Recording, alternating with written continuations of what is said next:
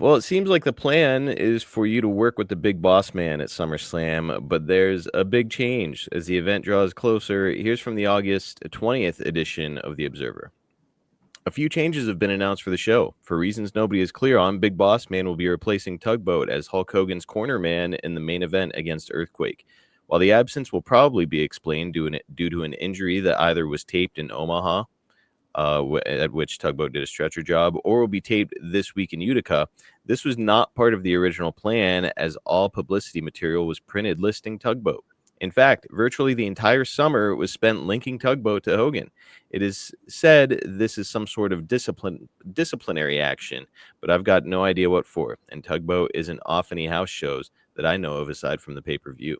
So later on, it would go on to be reported that Tugboat kind of got a big head during this push. He was doing like a lot of stuff, in the lead up to this and getting a ton of TV time. Rumor has it that his ego got a little bit out of control, and Vince wanted to give him a little reality check and hold him off the pay-per-view. So as a result, well, first of all, before we go into that, Ted, you got to spend a lot of time around Tugboat, Typhoon, Fred Ottman. He's gone by the Shockmaster. He's gone by a lot of names. Yeah. What did you think of him as a man? I didn't spend a lot of time around him, but all of my encounters with him have been, he was a nice guy. I didn't ever, I didn't ever see or think, I don't know, maybe I just wasn't paying attention, but he was trying to be a big shot. It didn't become obvious to me. Yeah, it's, I found it kind of odd. I've been around him a couple times and couldn't be like a nicer guy, just like super quiet and gentle. And I'm like, that doesn't really pass the sniff test. So I don't know what happened.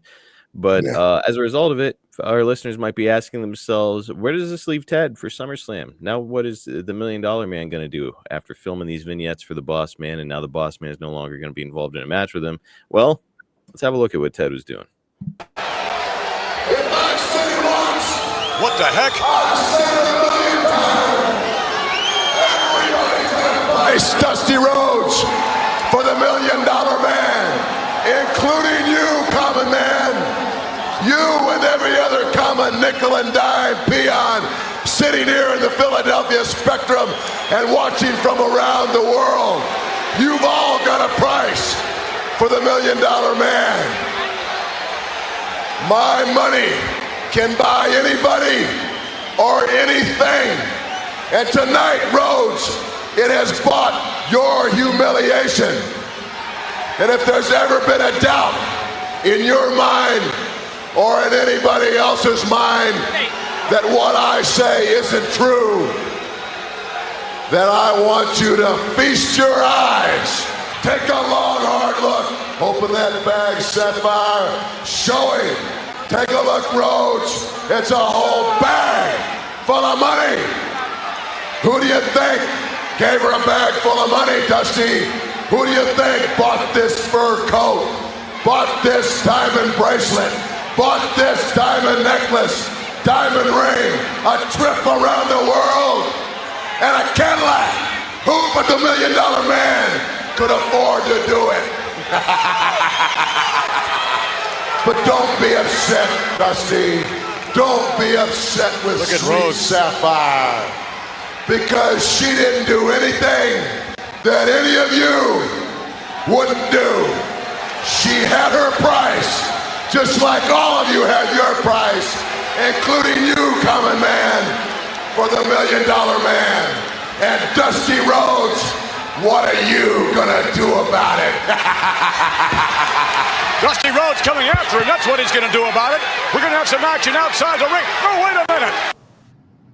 All right, Savage attacks him from behind, cuts him off, and the $1 Million Man has purchased the services. Purchased Sapphire. This is something else. They were showing like vignettes and stuff with her, so maybe this was the plan all along. I don't know. It didn't really say in the research, but in the lead up to SummerSlam, they were showing where somebody kept buying her jewelry and paying for her to go on expensive trips and give her limousine and stuff. I don't know. The whole thing is just a little bit weird, though, that you filmed all these vignettes with the Boss Man, and there's all this build, and you guys are on the house shows, and then just kind of quietly goes away. Any disappointment that that you moved on to this without getting the big Well, ball? no, actually, because this was me. This is a lead in to me and Dusty.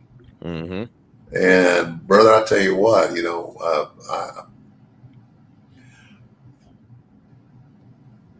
I had always admired Dusty.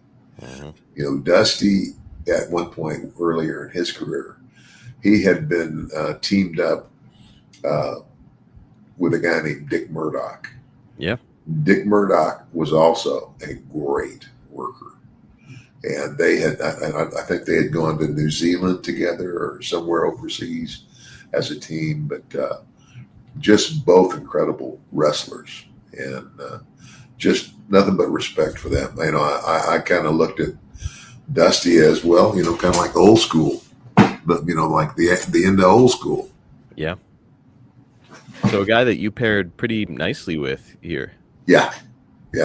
Now, I do think it's worth noting that, as a reminder for fans, Dusty's still a big star, and it's still the American Dream Dusty Rhodes, but this isn't the badass kind of take no prisoners John Wayne version of Dusty Rhodes that we got in JCP.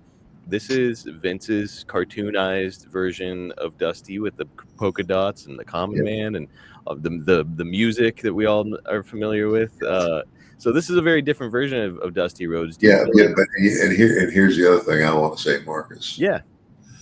I think, maybe this was Vince trying to make Dusty look silly or bad. Mm-hmm. But Dusty took it, ran with it, and made it work. Yes, he did. Big time. There is no holding down a talent like Dusty Rhodes. No. Yeah. Okay, like a monkey. I'm going to flop and fly, if you will. Exciting time in wrestling, and this angle that you've got going on with Dusty, and we're going to be covering it here on the next episode when we look back to 1990. Before I let you go today, Ted, I did want to ask you, Sapphire, pretty short run in the WWF, Dusty's second, you steal her, and then she's essentially gone from WWF TV. Did you get to know her very well? Well, not really. I mean, she was nice, but no. Because the only time I ever saw her was at the building,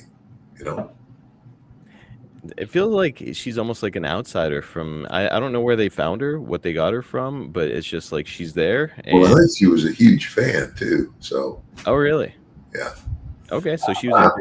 I'm not really sure, where Sapphire came from. That wasn't really her name. I don't imagine. It was a brief run, but unforgettable. Yeah.